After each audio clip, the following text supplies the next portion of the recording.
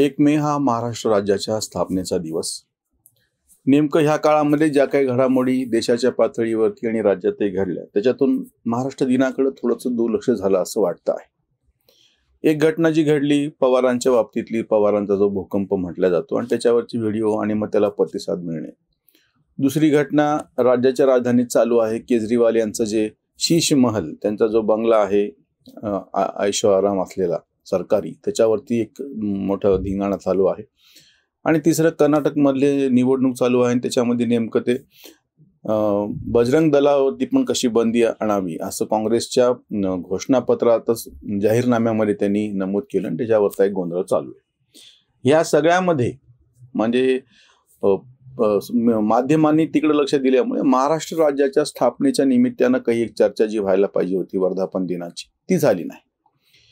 एक लक्षात घ्या, महाराष्ट्राचं दुर्दैव असं किंवा आपलं सगळ्याच मराठी माणसांचं दुर्दैव असं महाराष्ट्रातल्या की नेमकं त्याच काळात 1 मेच्याच मागे पुढे कोकणातल्या रिफायनरीचा विषय समोर आला आणि त्याला विरोध करणारे पर्यावरणवादी आणि परत तीच बोंब विकास म्हणजे निसर्गाला ओरबाडणं आहे का आणि कोकणाचं कसं नुकसान होतं आहे, भूमिपुत्रांचं कसं नुकसान होतंय, प्रदूषण वाढणार, आपल्याला सगळं कसं विषमय वातावरणामध्ये जगायला लावता येते, सगळं म्हणजे भांडवलदार कसे लुटून खातात, ही एक ठरलेली डाव्यांची पद्धत आहे. आणि ती बरोबर ती मोहीम एखाद्या प्रकल्पाच्या मागे पुढे सुरू होते. त्याचा मुख्य उद्देश असतो, आमचा आरोपच आहे की मुख्य उद्देश असतो की प्रकल्प रखडवणे. प्रकल्प रद्द होत नाहीत हे लक्षात घ्या. प्रकल्प रखडवणे. याचं सगळ्यात मोठं उदाहरण म्हणजे महाराष्ट्राच्या बरोबरीनं ज्या राज्याची स्थापना झाली गुजरात, ती महागुजरात असं राज्य होतं आणि 1 मे 1960 आपण वेगळे झालो आणि गुजरात हे गुजरात राज्य म्हणून वेगळं झालं. त्या गुजरात राज्यामध्ये नर्मदा प्रकल्पाला विरोध करणारे आपले महाराष्ट्रीयन, मेधा पाटकर त्याचं उदाहरण. म्हणजे या सगळ्याचं एक ठळक उदाहरण म्हणजे नर्मदा सरोवर प्रकल्प. प्रचंड विरोध, धिंगाणे, ते लांबलं, सर्वोच्च न्यायालयापर्यंत विषय गेला. सर्वोच्च न्यायालयाने या आंदोलनकर्त्यांच्या थोबाडीत मारली. यांचा विरोध कसा चूक आहे हे सगळं स्पष्ट झाल्याच्या नंतर तो प्रकल्प मार्गी लागला. पण या सगळ्या काळामध्ये प्रकल्प रखडल्यामुळे हजारो कोटींनी त्याचं बजेट वाढलं. त्याला कोण जबाबदारी? किंवा दुसरं मी एक उदाहरण नुकतंच झालेलं दिल्लीतलं देतो. दिल्लीच्या मेट्रो मधला एक विषय होता त्याच्या एक्सटेन्शनचा. झाडं तोडायला परवानगी न दिल्यामुळे 3 वर्ष तो प्रकल्प आम आदमी पक्षाने आणि त्याचं बजेट 1600 कोटींनी वाढलं त्याच रेल्वेचं. नंतर ती परवानगी मिळाली. तेच सरकार त्या केजरीवालच्या बंगल्याचं जे प्रकरण चालू आहे त्याच्यामध्ये झाडं तोडण्याचा विषय होता, त्याला 4 दिवसात मंजुरी मिळाली. आता तुम्ही ह्या पार्श्वभूमीवरती कोकणातल्या रिफायनरीचा जो विरोध आहे तो लक्षात घ्या की कारण नसताना सगळे प्रकल्प लांबवणे किंवा आता महाविकास आघाडीच्या काळामध्ये सुद्धा मेट्रो ते काय रेल्वेचं जे लांबलं सगळं प्रकरण मुंबई मेट्रोचं, आरे कारशेड, झाडं तोडणे, परत म्हणजे पर्यावरणवादी नेमके विकास विरोधी का आहेत? आणि प्रत्येक वेळी असं सिद्ध झालेलं आहे की जेव्हा जेव्हा हे असा विरोध करतात काही काळाच्या नंतर तो प्रकल्प प्रत्यक्ष मार्गी लागतो आणि ह्या सगळ्यामध्ये वेळ निघून गेलेला असतो, विकास रखडलेला असतो, पैसे वाढलेले असतात आणि हे परत दुसऱ्या प्रकल्पाच्या मागे लागलेले असतात. आश्चर्याची गोष्ट अशी की विभागाअंतर्गत सुद्धा बऱ्याचदा समजा रस्ता तयार करायचा आहे PWDला आणि त्यांना त्या खात्याला परवानगी फॉरेस्टची पाहिजे असते आणि त्या म्हणजे सरकारच्या अंतर्गतच चालू आहे. ते आपल्या महाराष्ट्रात विदर्भात घडलेली गोष्ट आहे. अजित पवार तेव्हा अर्थमंत्री होते, आघाडीच्या काळातली गोष्ट आहे. फॉरेस्टनी परवानगी दिली नाही, वन खात्याने परवानगी दिली नाही, रस्ता रखडला. त्या सगळ्या प्रकरणामध्ये त्यांना जे काही कॉम्पन्सेशनचे पैसे द्यायचे होते ते नकार दिल्या गेल्या. काही वर्षाच्या नंतर जेव्हा तो प्रकल्प मार्गी लागला त्याचा कॉस्टही वाढली होती की त्यांनी जे वाढीव कॉम्पन्सेशन मागितलं होतं त्याच्या कैक पट पैसे प्रत्यक्ष प्रकल्पाला लागले, त्या कोर्टबाजीला लागले. हे सगळ्यातून म्हणजे सिद्ध असं होतं हे जे प्रकल्पाला विरोध करणारे, मग त्याच्या विरोधामध्ये जनहित याचिका दाखल करणारे, कोर्टात जाणारे आणि त्या सगळ्यातून वेळखाऊपणा करणारी ही एक लॉबी जी विकास विरोधी आहे. म्हणून माझा तो मुद्दा महाराष्ट्र दिनाच्या पार्श्वभूमीवरती की हे सगळं महाराष्ट्र धर्म पाळा, विकासात नको अडथळा. महाराष्ट्र धर्म हा असा आहे की महाराष्ट्राने जेव्हा अख्ख्या काय म्हणता येईल त्याला संपूर्ण भारताचं जे ज्यांनी हे केलेलं होतं किंवा आटकेपार झेंडे लावणारा मराठी माणूस, IT क्षेत्रात मराठी माणसांनी प्रचंड मोठ्या प्रमाणामध्ये जगभरात जाऊन आपलं जे काही वर्चस्व आहे, बुद्धीचं वर्चस्व आहे ते प्रस्थापित केलं. असा मराठी माणूस तो इतका संकुचित का व्हायला लागला कुठल्या प्रकल्पाच्या बाबतीमध्ये? म्हणजे हे सगळं विष आहे, किंवा अगदी रासायनिक खतं दिल्यानंतर ते जे अन्न तयार होतं ते अन्न नवे विष आहे, आणि मग परत ते झिरो बजेट शेतीचं कौतुक करणारे. तुम्ही ही सगळी मानसिकता लक्षात घ्या. महाराष्ट्र हा पुढारलेला आहे. 150 वर्षापासून आपल्याकडे प्रबोधनाच्या चळवळी चालत असताना हे वैज्ञानिक पातळीवरचं किंवा तंत्रज्ञानाच्या पातळीवरचं प्रबोधन का नाही केल्या जात? हे असे कोण लोक आहेत की जी नेमके परत परत ते काय भांडवलदार कसे लुटायला बसलेले हेच वाक्य चालू आहे केव्हापासून? 1990च्या नंतर मोठ्या प्रमाणामध्ये जगभरामध्ये जे सगळं मोकळं वारं व्हायला लागलं तंत्रज्ञानाच्या बाबतीमध्ये, बाजारपेठेच्या बाबतीमध्ये, तरी त्याच्या बाबतीतले अजून 35 वर्ष झाले तरी गैरसमज 34 वर्ष झाली तरी दूर व्हायला तयार नाही. 90च्या नंतर जगभरामध्ये जे सगळे बदल व्हायला लागले ते महाराष्ट्रामध्ये होणार. मुंबई सारखं आंतरराष्ट्रीय पातळीवरचं शहर आपल्या राजधानी आहे, त्याचं काहीतरी तर छाया तुम्ही तिथले जे वर्क कल्चर, तिथला जो दृष्टिकोन मुंबईकरांचा, त्याची काहीतरी तर छाया उर्वरित महाराष्ट्रावरती पडू द्या. एक समृद्धी मार्गाचं छोटं उदाहरण आहे की जो मार्ग आधीच्या काळात सुरू झाला होता देवेंद्र फडणवीस मुख्यमंत्री असताना, आणि ते नेमकं काम महाविकास आघाडीच्या काळात रखडलं. 2.5 वर्ष तो सगळा प्रकल्प मागे गेला. त्याच्यातला एक पूल तर वाशिमच्या जवळचा मला वाटतं काहीतरी खराब झाला, पडला, असंख्य सगळे धिंगाणे.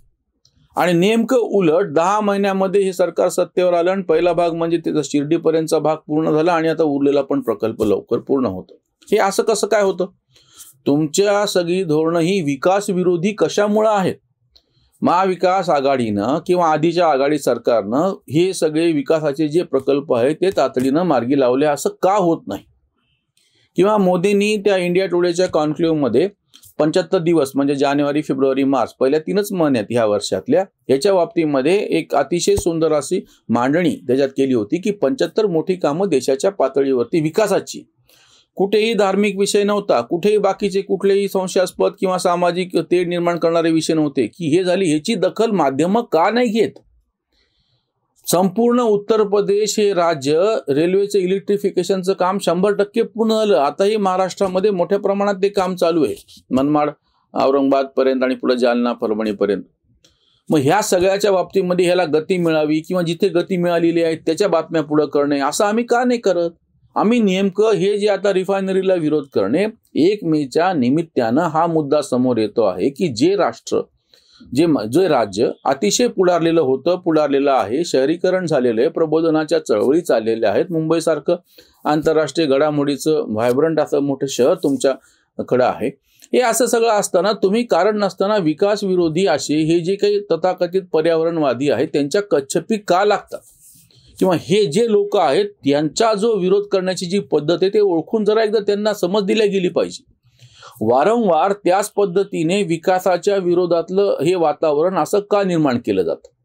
आणि बरं त्याहीपेक्षा नेमकं उलटा भाग कसा असतो की जेव्हा लवासासारखं प्रकरण समोर येतं, बाकीच्यांना परवानगी नव्हती किंवा त्याच्यामध्ये पारदर्शकता नव्हती, समृद्धी महामार्गामध्ये शेतकऱ्यांच्या जमिनीला मोठ्या प्रमाणामध्ये मावेजा मिळाला, त्याची किंमत वाढून मिळाली, व्यावसायिक पातळीवरती मिळाली, त्याच्यामुळे जमीन द्यायला कुणी विरोधच केला नाही. ह्याच्या नेमकं उलट लवासासारख्या प्रकरणामध्ये तेव्हाच्या आघाडी सरकारने शेतकऱ्याकडून किंवा आदिवासीकडून जमीन घेताना बेभाव घेतले आणि नंतर मग त्याच्या किमती वाढल्या. हा तो त्यातला आक्षेपाचा मुद्दा आहे.